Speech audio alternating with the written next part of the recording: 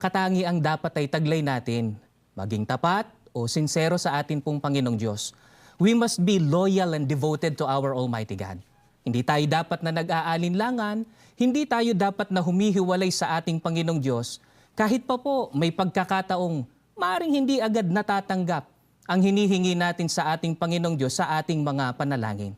Tandaan po natin mga minamahal naming viewers, ang ating pong Panginoong Diyos ang nakakaalam ng mabuti para sa atin at ang ating Panginoong Diyos din po ang nakakaalam ng tamang panahon kung kailan ito ipagkakalob sa atin.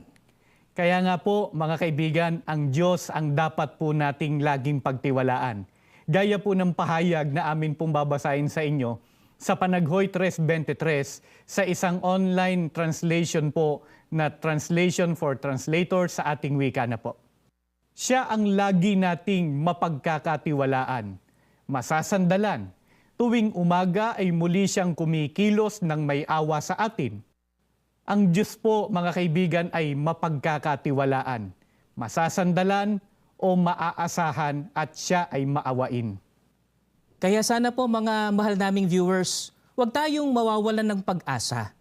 Sapagkat kahit sa panahon ng kabalisahan, sa gitna ng mga extraordinaryong nangyayari sa mundo ngayon, ay meron pa rin tayong maaasahan.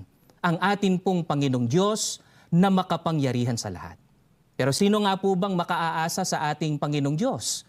Kagaya ng tinalakay po kanina, ang lingkod ng Panginoong Diyos na tapat at masunurin sa Kanya pong mga kautusan.